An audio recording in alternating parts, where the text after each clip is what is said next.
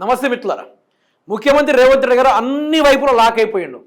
ఇన్ని రోజులుగా బీఆర్ఎస్ని లాక్ చేయాలి, బీఆర్ఎస్ని ప్రజల్లో లేకుండా చేయాలి అని చెప్పి ఈరోజు అతనిదే అడ్రస్ లేకుండా పోతుంది. మరి ముఖ్యమంత్రి పదవి నుంచి ఉంచుతారా తీసేస్తారనేది కొంత చూస్తూ ఉన్నాం.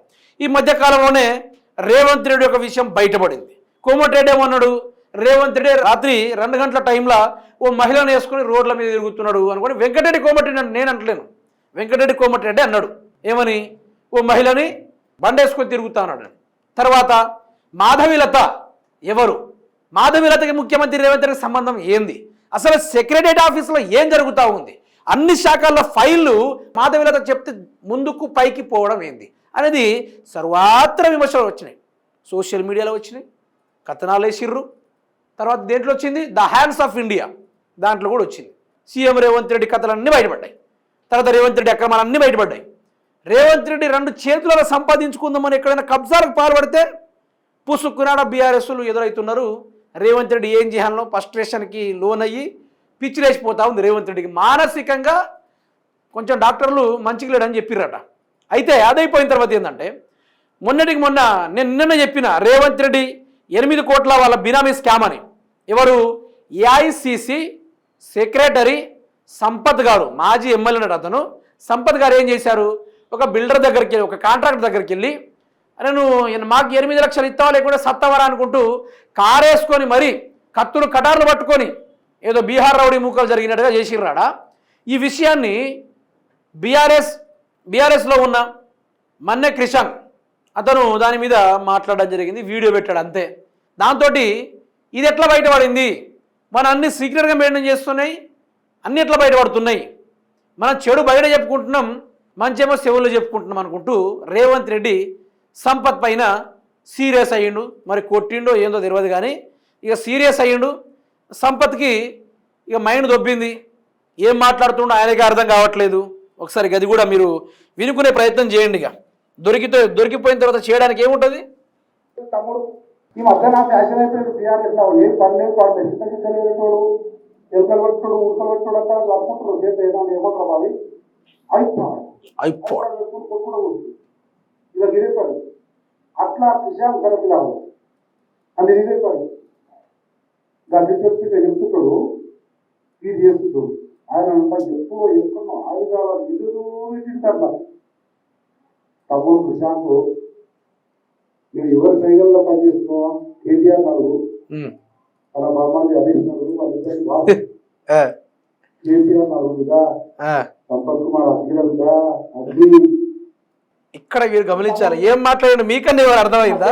నా సంగతి తెలియదు బిడ్డ అన్నాడు ఒకటి ఫస్ట్. తర్వాత ఏమన్నాడు, నువ్వు ఎవరికైనా సైకిల్లో పనిచేస్తున్నావో కేటీఆర్ నడుగు, కేసీఆర్ నడుగు అంటాడు. అట్లా కాదు నువ్వు చెప్పాల్సింది. సంపత్ అంటే ఏంది, కేటీఆర్ నడగని చెప్పాలి. అది కాకుండా ఈయన మాటల్లోనే సక్రమం లేదు, ఈయన మాటల్లోనే ఆ భయం అవపడతా ఉంది. రేవంత్ రెడ్డి గట్టిగానే చేసినట్టున్నాడు ఈ లెక్కను చూసుకుంటే, కానీ కొంచెం నవ్వు వస్తూ ఉంది ఈ వ్యవహారాలన్నీ బయట పెడతా ఉంటే. 8 కోట్లు ఇది ఒక్కటే మీరు బయటపడింది అనుకుంటున్నారు. కాదు. లగచర్ల విషయం చూసుకోండి. 3000 ఎకరాలు ఫార్మా కంపెనీ పేరుతోటి రేవంత్ రెడ్డి 1 టైం రిజిస్ట్రేషన్ చేసుకుందామని రాత్రి తీసుకొచ్చిన ఏకైక వెబ్సైట్ ఏదా ఉందా అంటే అది భూభారతి. దాన్ని హారతి చేసి దాంట్లో 100 కోట్ల రూపాయల స్కామ్కి పాల్పడ్డారు. ఆ 3000 ఎకరాలు ఒకటేసారి ఎక్కించుకుందామని చూసిర్రు. బంజారా బిడ్డల్ని కత్తులతోటి కొట్టిర్రు, ఆడబిడ్డల్ని ఎక్కడ పడితే ఆడ ముట్టుకున్నారు. కానీ న్యాయం గెలిచింది. తర్వాత పేదోళ్ళ యొక్క ఇండ్లు కూల్చిర్రు, వాళ్ళ భూములు రిజిస్ట్రేషన్ చేయించుకున్నారు. ఇక రాష్ట్రంలో బిల్డర్లని కత్తులు పెట్టి బెదిరించిర్రు. నువ్వు ఆ బిల్డింగ్ కడుతున్నావు కదా, ఏదో చిరంజీవి సినిమానే స్టాలిన్ మూవీలో ఒక అతను ఇల్లు కడతా ఉంటాడు, తన కొడుకుల కోసం ఇల్లు కడతా ఉంటే ఇంట్లోకి వచ్చి మరి ఒక విలన్ వచ్చి, నువ్వు బిల్డింగ్ కడుతున్నావు బాగానే ఉంది కానీ ఎవరైనా గుండాలు ఇట్లా వస్తారు సార్, వచ్చి బెదిరిస్తారు, మీరు భయపడకండి అంటే నేను ఎవరితో భయపడా అంటాడు. లేదు సార్ వస్తారంటాడు. లేదు నేను భయపడా అంటాడు. వస్తారు రా అనుకొని చెప్పి గన్ను మీద పెట్టి నాకు 10 కోట్లు ఇస్తేనే ఆ కన్స్ట్రక్షను కానిస్తా, లేకుంటే కాని అని కూడా బెదిరిస్తాడు. యాజ్ ఇట్ ఈస్గా అది జరుగుతుంది రేవంత్ రెడ్డి పాలనలా. బిల్డర్లను కత్తులు పెట్టి బెదిరిస్తూ ఉన్నాడు. ఇంకా దీన్ని మించి సాక్ష్యాలు ఏముండాలి? కానీ రేవంత్ రెడ్డి మనుషులు కత్తులు పెట్టి పొడిచి చంపినా కూడా నో కేస్, వాళ్ళ మీద నో సిట్ కమిషన్, వాళ్ళ మీద నో స్టేట్ విజిలెన్స్ కూడా పెట్టరు. దాని మీద కొత్త చర్యలు ఏం చేయరు. టాస్క్ ఫోర్నో స్పెషల్ ఫోర్స్నో దింపి ఇట్లాంటి వాళ్ళని అరెస్ట్ చేపియరు.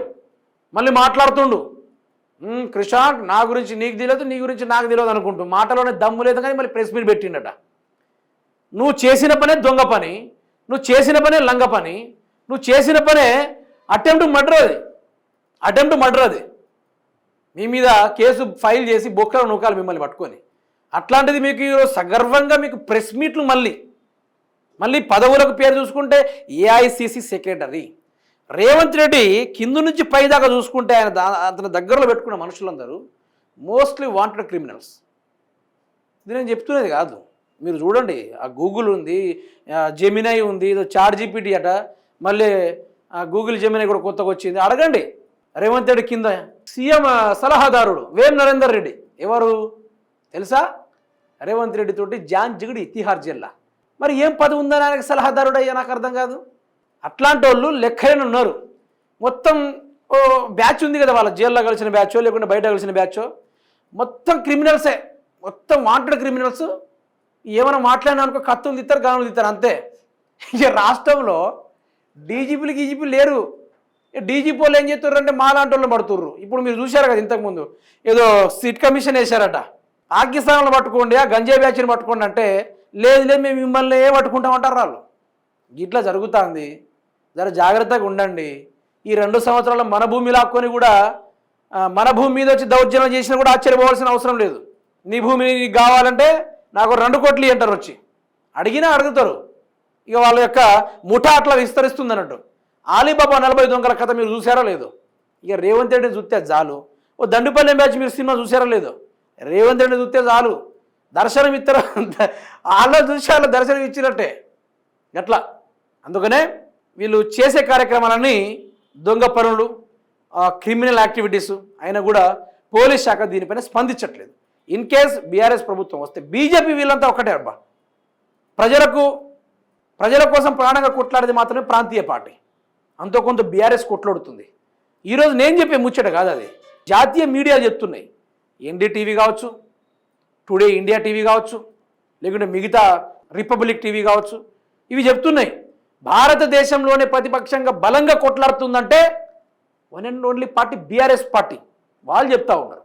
బీఆర్ఎస్ పార్టీ వచ్చిందనుకో, రేవంత్ రెడ్డి ములాఖాత్ని కూడా పంపించారు. ఇక కలవడానికి ములాఖాతికి కూడా కేసీఆర్ పక్కన పెట్టండి, ఆయన విజన్ వేరు, ఆయన కక్ష రాజకీయాలు చేయడు.